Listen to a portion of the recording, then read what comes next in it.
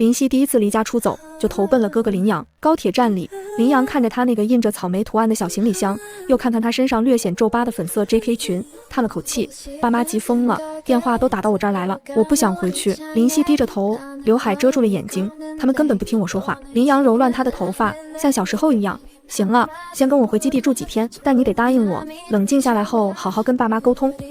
林夕轻轻应了一声，跟着哥哥上了那辆看起来有些年头的小电驴。路上，林阳一边骑车一边叮嘱：我们战队训练基地条件还行，但你得注意点，我们队长脾气不太好，尤其不喜欢吵闹，我会安静的。林夕小声说，手指不自觉地绞着裙摆上的蝴蝶结。这是他第一次去电竞战队基地。车停在一栋看起来普通的写字楼前，林阳领着他上了3楼，推开玻璃门，一阵噼里啪啦的键盘声和男生的吼叫声传了出来。许阳，你他妈会不会看小地图？中路，他们要包中路了，我上了，跟上。5-6个少年挤在几台电脑前，屏幕的光映在他们专注的脸上。林夕一眼就认出这是 CEC 战队的训练基地，他关注这支队伍很久了，更准确的说是关注他们的队长徐燕。林阳清了清嗓子，兄弟们暂停一下。没人理他，我妹来了。林阳提高音量，瞬间训练室安静了下来，几双眼睛齐刷刷的转过来，落在林夕身上。他下意识的后退半步，躲到了哥哥身后。卧槽，许阳你也太狗了吧！一个染着栗色头发的男生率先跳起来，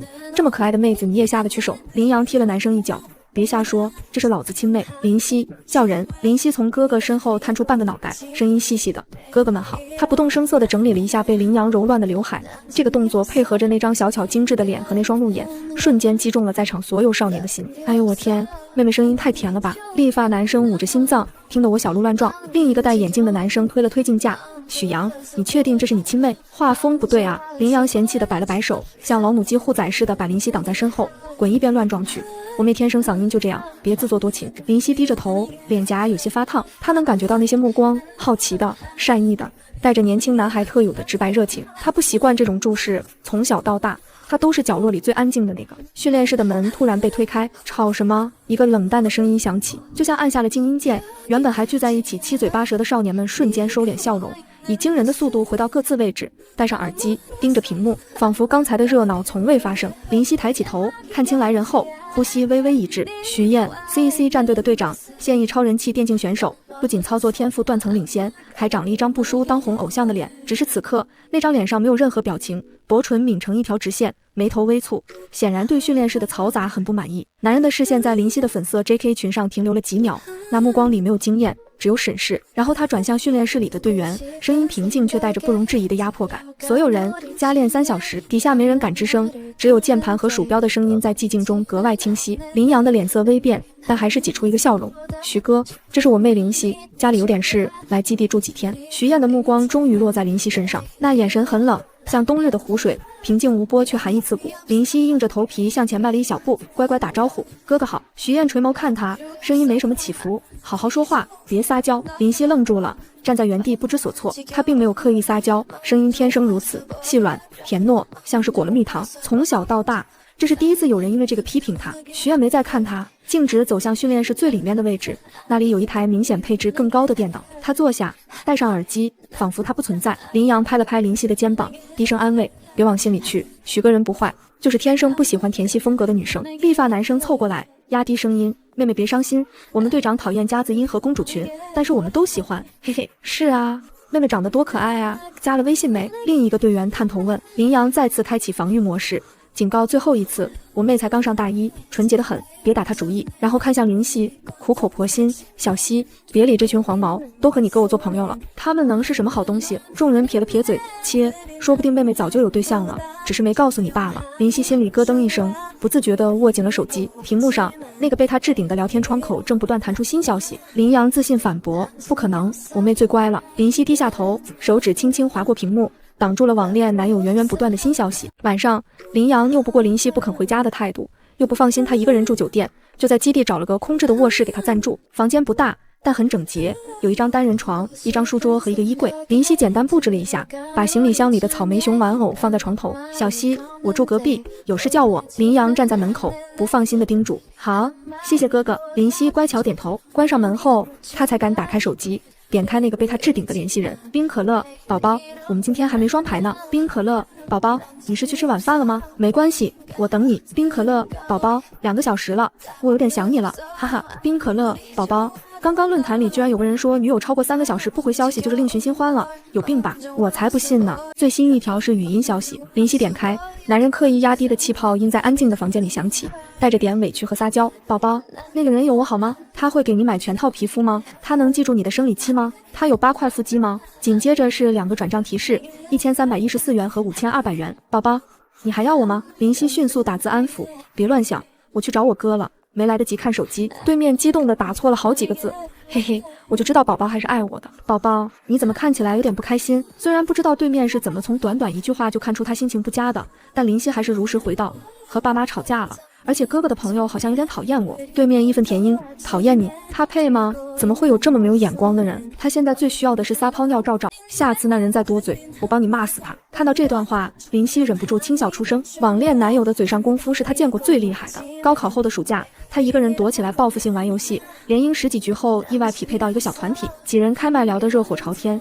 技术却稀碎。林夕拼命操作，最终还是没能力挽狂澜，惜败对面。结束后，几人纷纷把矛头指向他和另一个男生，指责他们没有团队精神，拖了后腿。林夕从小不擅长吵架，没解释几句就被对方狠狠打断。正当他又一次想要忍气吞声时，一直沉默的男生淡淡开口：见过马桶在厕所的，没见过在嘴里的。几人急了：你怎么骂人呢？男生轻笑：我没骂人。小团体反应过来，阴阳怪气：你这么维护他，是舔狗吧？那你们甩锅那么厉害，是厨子吗？男人以1敌3，丝毫不落下风。小团体被喷得丢盔卸甲，灰溜溜道歉离开了。后来林夕又偶然碰到他几次，顺理成章互加了微信。他才发现，男人虽然毒舌，但其实是个很会哄人的小奶狗。见他许久没回应，对面忽然撒娇：宝宝，想见见你。林夕心跳漏了一拍，试图转移话题，鬼使神差的打字：你说你有8块腹肌是真的吗？对面回了个羞涩的表情包：如果有的话可以见面吗？林夕迟疑回复：万一见面后你不喜欢我呢？怎么可能？我疯了吗？对面小心翼翼补充：宝宝，不管你什么样子，我都一定会对你一见倾心的。林夕知道网恋男友是担心他因为颜值才不敢奔现，也不怪他这么想，毕竟目前为止他已经至少提出过10几次见面请求，全都被他敷衍的搪塞过去。犹豫半晌，不知道该回什么。看着不多的电量，林夕准备先去找哥哥借充电线，结果刚打开门就迎面撞上一堵人墙。抬起头，和徐燕冷淡的眸色对视，过于亲密的距离让林夕能清晰地闻到男人身上淡淡的沐浴露香味，像是雪松混合着薄荷。走廊灯光下，徐燕精致的五官带来的视觉冲击感极其强烈，薄薄的眼皮，浓密纤细的睫毛，高挺的鼻梁上一颗小小的痣惹眼又张扬。林夕今天穿着草莓熊吊带睡裙，头发上还别着同色系的蝴蝶结，是她最讨厌的标准甜美穿搭，却也是她最习惯的装扮。徐燕的眉头果然机不可查地皱了一下。对，队长好。林夕临时改了口，局促地看了眼自己的穿着。徐燕沉默地看着他，那双眼睛深邃的像是能看透人心。就在林夕以为他会说什么难听话时，男人却只是侧身让开，借充电线。林夕小声应道：林阳房间有，去拿吧。徐燕语气平淡：但我们要约法3章。林夕眨眨眼，没想到他居然知道他的名字。第一，不要试图和我套近乎，我没兴趣和小孩交朋友。林夕点了点头。第二，非必要尽量少交流，少碰面。第三，徐燕的目光在她睡裙的蝴蝶结上停顿了1秒，别动不动撒娇。林夕脸颊发烫，我没有，最好没有。徐燕说完，径直走向浴室的方向。林阳正好从房间出来，把充电线交到林夕手上。小希，徐哥又凶你了。林夕摇摇头。林阳打了个哈欠。徐燕这人就不会说软话，之前不少女生和他表白都被气哭了。乖，咱以后少搭理他，快睡吧。回到卧室，手机震动了一下，林夕点开，是冰可乐发来的照片。修长的手指撩起上衣下摆，关节处透着淡淡的粉色。昏暗灯光下，腹肌显得壁垒分明，线条清晰流畅。继续向下，画面越来越暗，鼓鼓囊囊的一团。林夕的脸疼得红了。作为一个自小和爷爷奶奶在村里长大，和异性话都说的极少的乖乖女，她哪见过这种程度的诱惑？她把头埋进枕头，许久才颤抖着手打字。很大。许阳前段时间痴迷健身，时不时让他摸一下他的肱二头肌，问大不大，所以夸一个男生肌肉大应该总归不会出错吧。冰可乐还可以，也就是18。林夕懵了啊，不是21吗？难道网恋男友之前谎报年龄？对面一直显示正在输入中，好一会儿才发来新消息。宝宝，原来你这么在意这个。其实我刚才说的是休眠状态21，努力也不是不行的。奔现后支持验货哦，骗人一辈子抬不起头。停顿2秒，又补充一句，不是上面那个头。看着驴唇不对马嘴的对话，林夕后知后觉反应过来，脸颊好不容易降下去的热度再次升温。他默默腹诽闷骚男，然后慌里慌张回了个晚安。夜里，林夕睡得并不安稳，梦中在网恋男友的软磨硬泡下，他答应了奔现请求，到了约定的咖啡厅，却始终不见他的人影。正当他焦躁难耐时，忽然有人拍了拍他的肩膀，他开心地回头，没有等来粘人小狗，看到的却是徐燕那张凶巴巴的帅脸。林夕下意识想逃，被男人拉回座位，禁锢在双臂之间。徐燕慢慢俯身，压迫感极强的气息完全笼罩住他，声音低沉而危险。林夕，验货吗？林夕猛地惊醒，额头上全是冷汗。洗漱时不知道是不是受噩梦影响，他总觉得基地浴室的瓷砖花纹和网恋男友昨晚发的腹肌照背景异常相似。接下来的几天，林夕尽量遵守和徐燕的约法3章，避免与他接触。白天林阳训练时，他就待在卧室里看书或者用手机看比赛视频，当然是戴着耳机偷偷看的。他还是会关注徐燕的比赛直播，看着屏幕里那个冷静操作、指挥若定的男人，很难把他和那个会在微信里撒娇要亲亲的冰可乐联系在一起，差距太大了。这天高数课下课后，林阳发来微信，小西，今天徐哥请客吃大餐，放学别去食堂了，我等下来接你。想到和徐燕的约法3章，林夕正准备婉拒，林阳又发来语音，手机马上没电了，在门口别乱跑，我很快到。他只能收起手机赶往校门。很快，一辆白色法拉利停在他面前，吸引了来来往往不少同学艳羡的目光。林夕无心观察豪车，四处张望寻找着林阳的小电驴，直到豪车主人放下车窗，冷声开口，林夕，上车。是徐燕，她戴着墨镜遮住了大半张脸，但林夕还是一眼认出了她。我哥他。林夕有些不知所措，头盔被扣了，他去处理罚单。徐燕言简意赅，先上车。林夕犹豫了一下，还是拉开车门，手刚搭上副驾驶的门把手。徐燕提醒道，去后面。他愣了一下，收回手，乖乖坐到后排。车子启动后，徐燕才淡淡解释，副驾是留给我女朋友的，像是解释，又像是宣告。林夕紧张地捏了捏裙摆上的蝴蝶结，绞尽脑汁接话，她一定很漂亮吧？男人沉默半晌，嗓音低沉，她比较害羞，我们还没见过面，不过不管她什么样子，在我心里都是最美的。林阳说过，徐燕家世显赫，财力雄厚，搞电竞纯属个人爱好，像她这样的太子爷谈的没见过面的恋爱应该是商业联姻吧，总不可能和他一样搞网恋。见徐燕有些落寞，林夕笨拙安慰，也许你们已经见过了，只是没认出对方。不可能，徐燕的语气很肯定，相爱的人是有感应的，我一定会一眼认出他。说这话时，徐燕的唇角微勾，露出一个浅淡的笑，好看的要命。可当他的目光落到后视镜里的林夕身上时，又骤然降温。林阳说，你是我的粉丝。徐燕突然开口，林夕心里一紧，林阳这个大喇叭怎么什么都往外讲，换个选手喜欢吧。徐燕轻描淡写，希望你理解，我女朋友肯定不希望我有一个每次都直勾勾盯着我超过10秒的女粉。林夕脸颊爆红，他有盯着她看那么久吗？抱歉。他尴尬地移开视线，一路无言。到了聚餐地点，是一家高档日料店。下车后，战队里的少年们把林夕团团围住，没了林阳的阻拦，众人的殷勤让林夕有些不知所措。妹妹，趁你哥不在，咱俩加个微信好不好？立发男生谢寻笑嘻嘻地凑过来，他是第一次见面时对林夕最热情的那个。其他人发出意味深长的笑声。队长，举报，这有癞蛤蟆调戏妹妹。有人故意喊。林夕顺势求助般地望向徐燕，却见男人眼皮也没抬，骨节分明的手指敲击着手机屏幕。与此同时，林夕的微信不停跳出冰可乐的消息。冰可乐，宝宝，你今天忘记早安吻了。冰可乐，对了宝宝，我最近遇到了一个跟你嗓音有点像的女生，但你放心，我从来没有正眼看过她，她一看就是故意加的，哪有宝宝纯天然的好听。冰可乐，宝宝，我是不是很棒？是不是可以奖励乖狗狗一个见面拥抱呀？想奔现的第 N 天，林夕匆忙收起手机。谢寻他们提议开一把游戏，邀请他一起，他婉拒无果，只能先中断了和男友的聊天。我现在和朋友在外面，晚点再找你。对面秒变阴怪，宝宝几个朋友？男生还是女生呀？没关系，我不吃醋，就是随便问问。林夕老实回答，5、6个吧，全是男生。下一秒，徐燕突然腾一声从座椅上站起来，把她吓了一跳。有队员询问，徐哥要不要加妹妹游戏好友，一起整一把？林夕不禁也有些期待，作为曾经的技术粉，能和偶像一起玩游戏的机会，还是忍不住想抓住。徐燕冷淡地扫了他一眼，我不打娱乐局。林夕亮出游戏界面，试图证明自己，其实我技术还可以，不会拖后腿的，你看一下。抱歉，不加异性。徐燕打断他，语气冷漠，还有别忘了约法三章。说完，他转身去了门外，以这样的方式彰显自己的洁身自好。这个回答在队员们意料之中。谢寻看出林夕的失落，凑近他耳边低声宽慰：“别伤心，妹妹。就算没有徐哥，我们几个也能带你飞。”话说到一半，猛地顿住了。谢寻不可置信地看向林夕的手机屏幕：“不是，妹妹，你这游戏在线时长比我都久啊！”林夕这才意识到自己忘了切换账号，屏幕上显示的是他的主号，那个和冰可乐一起双排、段位极高的账号。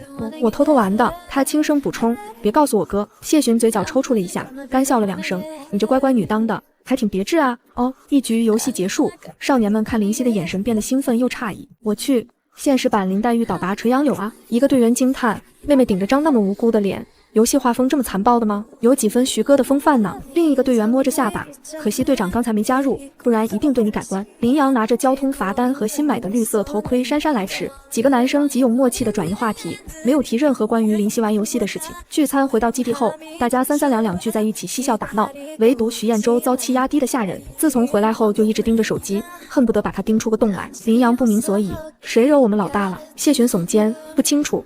但能让我们徐哥心烦意乱的绝对是狠人，膜拜他。咱今天都注意着点，谁都别往枪口上撞。林阳看向林夕，叮嘱道：“尤其是你，小西，躲着点我们队长。”好。林夕乖巧点头。对了，小西，你出来也有几天了，打算什么时候回家和爸妈服个软？林阳换了个话题。林夕耷拉着脑袋不语。林阳叹了口气：“小西，你从小就是最听话的，怎么偏偏在这件事上？”哥哥，我有点困了。林夕打断他，冲林阳甜甜一笑，然后径直回了卧室。不过一顿饭的时间，冰可乐发了10几条消息，林夕一条条耐心回复。对面发了个哭唧唧的表情包：“老婆，我说谎了，我吃醋了，我很在意，超级无敌螺旋不开心。外面那些男人都坏得很，千万不要给他们联系方式。”林夕无奈说：“晚了，谢寻已经加上我的微信了。”冰可乐，怎么没人帮你拒绝骚扰？如果我在场，一定不会让他得逞。林夕轻笑：“你当初不也是死缠烂打找我要微信的？一个男人吗？这么快就忘本了？”冰可乐气得字都打不利索。那不一样，我是真心喜欢宝宝的，他就是见色起意。聚会时，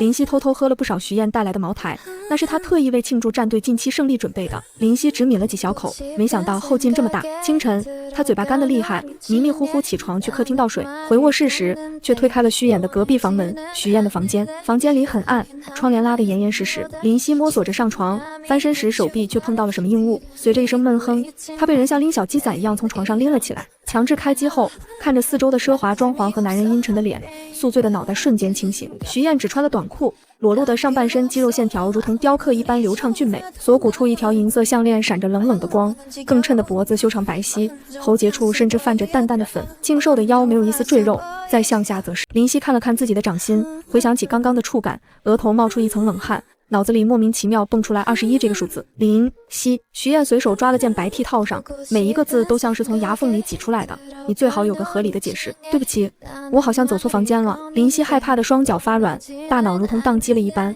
只会喃喃重复对不起3个字。出去。徐燕强忍着情绪，林夕如蒙大赦，刚搭上门把手，又迅速折返，用被子严严实实盖住自己。因为几乎在同一时间，他听到了林阳的脚步声。林阳推开了卧室门：“老大，你买的那批空运郁金香快到了，老板让你给他一个具体地址。”林夕躲在被子里，大气都不敢出。徐燕，知道了。林阳的脚步声忽然拉近：“徐哥，你从来不喜欢花花草草，该不会要送女孩吧？”徐燕轻轻嗯了一声。林阳仿佛吃到什么惊天大瓜，惊讶地跌坐在床上，正好压到了林夕的脚。什么玩意还会动？老大，你养宠物了？林阳疑惑。关你屁事，滚去训练。徐燕语气不善。林阳刚起疑心，就被徐燕强行赶出门外。男人掀开被子，林夕憋得满脸潮红，头发也凌乱不堪，大口大口喘着气。准备在我床上待多久？徐燕的声音听不出情绪。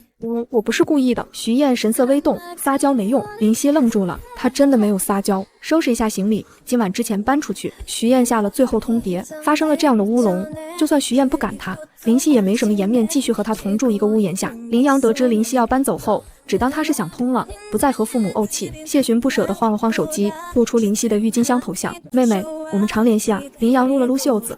好啊，谢狗，色胆包天，居然背着我勾搭我妹。她还是孩子，两人你追我赶，其他人也干脆不训练了，一方有难，八方添乱。林夕默默远离战场，人在无助时会自动变成幼儿园等人来接的小朋友，下意识寻求喜欢的人的慰藉。望着和冰可乐的聊天框，林夕鼓起勇气，缓缓打字：“我想好了，要见面吗？我在 H 大。”刚准备点击发送，一旁的浴室里忽然传出熟悉的嗓音，那是徐燕的声音，但语气却和他熟悉的冰可乐如出一者。宝宝，贴贴，我今天受到了惊吓，需要一个亲亲才能好。宝宝，我买了你最喜欢的郁金香，可以给我一个亲手送给你的机会吗？林夕的手一抖，编辑好的消息发送了出去，几乎没有任何犹豫，他立刻选择了撤回。浴室里传来手机掉落的声音，徐燕的笑声还没成型便戛然而止。林夕一路小跑回到卧室，拿起行李箱直奔基地大门，心跳和呼吸全部乱成一团。那天的噩梦居然成真了。尽管徐燕和冰可乐音色相似，但她一直觉得闷骚又粘人的网恋男友和高冷禁欲的徐燕完全是风马牛不相及的两个物种，差距比人和狗还大。可置顶联系人传来的一模一样的原因，让他只能面对这铁一般的事实。林阳松开谢寻的领子拦住他，小溪，怎么走那么急？我让爸妈开车接你回家。手机消息提示音不断响起，徐燕或者说冰可乐源源不断地发来消息，宝宝，我看到了，为什么把消息撤回？是我哪里做的不够好吗？宝宝，你现在在哪？我们谈一谈好吗？怎样都好，别不理我，你不爱你最忠诚的狗狗了吗？隔着屏幕，林夕都感受到了对面的无措和慌乱，他竟然有些好奇，那种快要碎掉的可怜表情出现在徐燕那张拽酷的脸上会是什么样子。强行压下这个怪异的想法，林夕轻轻摇头，哥哥，别喊爸妈了，我准备直接打车回学校。林阳点头，也行，但我和徐哥请假陪你一起。没关系，我自己可以。话说到一半，徐燕低冷的嗓音忽然在头顶响起，我送你。此话一出，众人都怔住了。林阳的眼神仿佛在说，老大，你什么时候变得这么怜香惜玉了？不麻烦你特地跑一趟。林夕耷拉着脑袋，避免和男人对视。徐燕霸道地接过他的行李箱，别多想，只是顺路而已，我也要去 H 大。冷淡的嗓音让林夕忍不住暗想，希望他得知真相的那天也能如此桀骜不驯。他不擅长拒绝，尤其是在这种情况下。直到徐燕把他的行李箱放到车上，林夕也没说出个所以然，只能硬着头皮坐到后排。林夕，你是 H 大计算机系的大一新生？徐燕突然开口。林夕低低应了一声。你们学校这一届新生里有没有一个郁金香头像，游戏 ID 和微信名叫爱喝冰可乐的女生？林夕握紧了裙摆。我不玩游戏，不认识。徐燕难得放软语气，近乎恳求，如果你有她的消息，可不可以第一时间告诉我？她是我的爱人。爱人两个字重重砸在林夕心底。本来打算一路保持沉默的他忍不住发问，你很在意这段网恋吗？当然。徐燕的语气坚定，他是我喜欢的第一个人，也会是最后一个。他本来已经答应和我见面了，可现在不理我了。徐燕的嗓音逐渐变低，近乎喃喃自语，眼尾一点点泛红。林夕委婉提示，人是会变的，他出现在我生命后，其他人都变得黯然失色。徐燕语气坚定，我这辈子只会爱他一个人，再也不可能喜欢上别人了。哦，林夕轻轻应了一声，心想，那你恐怕只能孤独终老了。到校后，徐燕主动提出要加林夕的微信，方便随时交流信息。林夕拒绝了，不好意思，我圈子很小，和你的女友应该不会有交集，帮不了你。说完，他拖着行李箱，头也不回地朝宿舍楼走去，没注意到徐燕一直站在原地盯着他的背影，眼底情绪复杂。在寝室完全冷静下来后，林夕打开手机，徐燕几乎一刻不停地发着新消息。那个和他聊了3个月，撒娇粘人又毒舌的冰可乐，和训练基地里凶巴巴让他别撒娇的徐燕，两个形象在他脑海中交替出现。纠结片刻，他把微信置顶拉入了黑名单。林夕是个很容易逃避的人，小时候爸妈带着哥哥去城里打拼，把年仅2岁的他扔给乡下的爷爷奶奶。每当有亲戚问他愿不愿父母时，他都会摇摇头拒绝回答。大家纷纷夸他懂事、听话、乖巧，只有他知道，他只是下意识地回避自己处理不了的情绪和问题。中学时期，村里老师常常夸他，说在别的同学都疯跑疯玩时，他每天都捧着书复习。但没人知道，书里夹着的是网络小说。班里的小混混把全校都排查了一遍，也没想到破他游戏记录的其实是那个声音细细的文静好学生。爸妈直到录取通知书发下来，才知道那个乖巧柔顺、不争不抢的小女儿没有报他们心目中最适合女孩的师范专业。一些说出来后也注定无解的事情，还不如就这样误会着。总之，他不可能会为了任何人改变自己，哪怕是父母至亲，哪怕是他最爱的男友，尽管现在这个男友的身份让他不知所措。晚上，寝室长苏晴回来后给了林夕一个热情的拥抱。他和他同班，是他开学后认识的第一个朋友。西西，你今天怎么没看徐燕直播？之前你可一次没落下过。苏晴说着，打开平板放到2人中间。视频中，徐燕退出常用的游戏账号，登上了一个名不见经传的小号。看着熟悉的昵称和头像，林夕心里咯噔一声。苏晴也面露疑惑，许哥今天怎么看起来可怜兮兮的？宝宝，我之前说，如果我见到你，一定会把你认出来，是我太自以为是了。相爱的人有感应没有错，可耐不住我就是个超级大笨蛋。弹幕疯狂刷屏，这还是我那个狂傲不可一世的徐神吗？什么宝宝？又是谁哇？不管你是谁，都快点从我徐哥身上下来！小一夺舍，退！妈呀！虽然有点没看明白，但徐哥这是在向女友求和吧？心碎，我是男神的女友粉啊！徐燕抬眸，隔着屏幕与林夕对视，他知道他是在对他说话。我怎么会蠢成这个样子？你一直在我身边，我却直到现在才发现。宝宝，我发不出去消息，实在没有办法了，才会通过直播的方式和你说话。徐燕微微有些哽咽，虽然我已经以徐燕的身份和你见了很多次，但我想以你最忠诚的狗狗的身份和你再见一面，好不好？越听越不对劲，林夕打开手机，发现林阳在几个小时前给他发了微信：小溪，有件事我得告诉你，徐哥的网恋对象好像也是 H 大的，而且他最近发现那个女生很可能就是你。下面是一条语音消息，林夕点开，林阳的声音传来：徐哥那天看到你游戏账号了，他虽然没说什么，但我能感觉到他认出来了。你们那个情侣 ID 太明显了，可乐要加冰和冰块配可乐，是吧？徐哥这几天魂不守舍的，训练都心不在焉。他本来买了郁金香想跟你正式见面表白的，结果你把他拉黑了。小溪，如果你真的是他网恋女友，能不能给他一个机会？徐哥人是真的不错，就是嘴笨了点。林夕握紧手机，心脏狂跳。直播还在继续，徐燕看着镜头，眼神温柔而坚定。宝宝，我知道你在逃避，也许你觉得现实中的我和网络上的我差距太大，让你不知所措。也许你担心见面后我会不喜欢真实的你，但我可以发誓，从爱上你的那一刻起，我就已经接受了你的一切可能。我喜欢的是你的灵魂，是你打游戏时不服输的劲头，是你安慰人时笨拙却真诚的语气，是你偶尔露出的与乖巧外表不符的小叛逆。我喜欢的是完整的你，不是我想象中的某个片段。徐燕深吸一口气，明天下午3点 H 大南门的咖啡厅，我会在那里等你。如果你不来，我会等到打烊。如果你明天不来，我后天还会去。你一天不见我，我就等你一天；你1年不见我，我就等你1年。林夕，我爱你，不是爱那个游戏里 carry 全场的冰块配可乐，也不是爱那个声音甜甜的妹妹，是爱你，完整的你。直播到此结束，屏幕按了下去，寝室里一片寂静。苏晴张大嘴巴，看看屏幕，又看看林夕，好半天才找到自己的声音。西西，那个宝宝是你？林夕没有回答，他低着头，手指无意识地摩挲着手机边缘。逃避吗？是的，他一直在逃避，逃避父母的期望，逃避真实的自己，现在又在逃避这段感情。但徐燕说的对，相爱的人是有感应的。这3个月里，他确实感受到了从未有过的契合和安心。那个会在他难过时逗他开心，在他迷茫时坚定支持他，在他需要时永远在线的冰可乐，已经成了他生活中不可或缺的一部分。而现在，那个人告诉他，他就是徐燕，那个让他第一眼就心动却又不敢靠近的徐燕。晴晴，林夕抬起头，眼眶微红，我该怎么办？苏晴握住他的手，认真的说，跟着你的心走。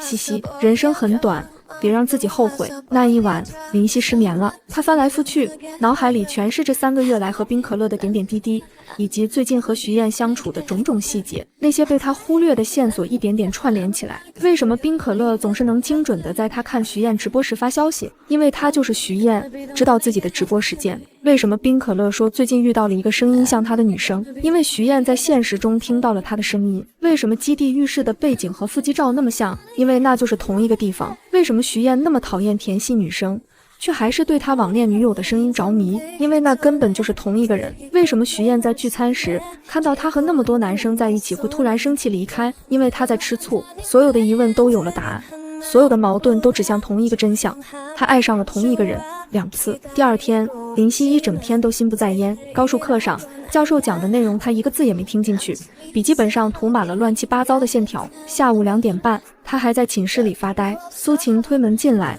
看到他的样子，叹了口气，还没决定。林夕摇头，那我换个问题。苏晴在他对面坐下，如果你今天不去，以后再也见不到他了，你会后悔吗？林夕猛地抬起头，我不是在吓唬你。苏晴认真地说，徐燕那样骄傲的人，能当着几10万观众的面那样卑微的告白，已经是极限了。如果你今天不去，他可能真的会放弃，不是不爱你，而是觉得你不爱他。我没有不爱他，林夕小声说。那就去见他。苏晴握住他的手，告诉他你是谁，告诉他你的顾虑，告诉他你也爱他。林夕看着苏晴坚定的眼神，深吸一口气，终于下定了决心。下午2点50分，林夕站在 H 大南门咖啡厅外，透过玻璃窗，他能看到徐燕坐在靠窗的位置。她今天穿得很正式，白衬衫、黑西裤，头发精心打理过，少了几分平日的张扬，多了几分沉稳。桌上放着一束鲜红的郁金香，开得正面。林夕注意到徐燕的手指无意识地敲击着桌面，这是她紧张时的小动作。她面前的咖啡一口没动，目光一直盯着门口。她在门外站了10分钟，看着徐燕从期待到不安，再到眼中的光一点点暗淡下去。3点10分，徐燕拿起手机，似乎想发消息，又放下了。3点半，她叫来服务员，续了一杯咖啡。4点，她开始频繁看表。林夕的心脏揪紧了，她知道如果她再犹豫下去，可能就真的错过了。深吸一口气，她推开了咖啡厅的门，门上的风铃发出清脆的响声。徐燕抬起头，看到她的瞬间，眼睛亮了起来，但很快又恢复了平静。她以为他只是路过。林夕走到她面前，轻声说：“抱歉，我迟到了。”徐燕愣住了，她看着他，眼神从疑惑到难以置信，再到狂喜。他的声音有些颤抖：“我是可乐，要加冰。”林夕在他对面坐下，也是林夕。徐燕看着他，许久说不出话，他的眼眶一点点红了，嘴角却扬起一个灿烂的笑容，那是林夕从未见过的毫无保留的喜悦。我就知道，他喃喃道，我就知道是你。你怎么确定的？林夕好奇。你的游戏风格。徐燕说，那种激进中带着谨慎的打法，还有你在绝境时喜欢用的那个小技巧，我早就觉得熟悉，但一直不敢确定。直到那天在基地，我看到你的账号。他顿了顿，声音温柔下来。而且你的声音虽然网上和现实有点差别，但那种特有的软软糯糯的感觉，我一听就知道是你。林夕低下头，脸颊发烫。对不起，我骗了你，还有我拉黑了你。该说对不起的是我。徐燕伸手轻轻握住他的手，是我太笨，没早点认出你，也是我太凶，在基地对你说了那些过分的话，我不是故意撒娇的。林夕小声解释，我声音天生就是这样。我知道。徐燕的笑容温柔的能融化冰雪。我现在知道了，而且我特别喜欢。他拿起那束郁金香，递到他面前，送给你，我的女朋友。林夕接过花，花香扑鼻而来。他看着徐燕，这个在游戏里叱咤风云，在现实中高傲冷淡的男人，此刻正用小狗一样湿漉漉的眼神看着他，满心满眼都是他的倒影。徐燕，他认真的说，我可能没有你想象的那么好，我其实挺叛逆的，会偷偷打游戏到很晚，会跟父母吵架，会逃避问题。我知道。徐燕打断他，我喜欢的就是这样的你，不是别人期望中的乖乖女，但我还是想继续穿 JK 裙，继续用甜腻的声音说话。那就穿，那就说。徐燕笑得眉眼弯弯，你现在是我的了，我想怎么宠就怎么宠。林夕终于笑了，眼眶却湿润了。你怎么这么霸道？只对你霸道。徐燕轻轻擦去他眼角的泪。所以我们现在正式在一起了，对吗？林夕点点头。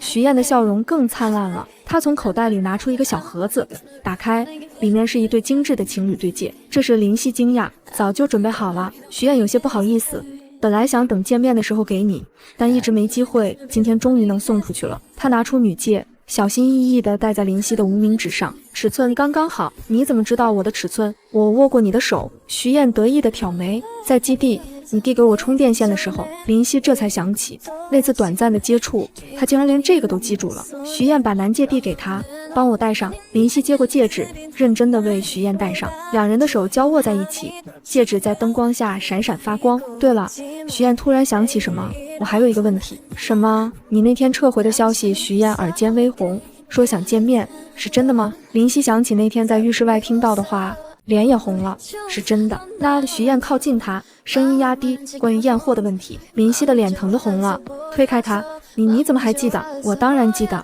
徐燕笑得像个恶作剧得逞的孩子，我每天晚上都梦到，怎么会忘？徐燕，好，不逗你了。徐燕举手投降，但眼神里的笑意藏不住。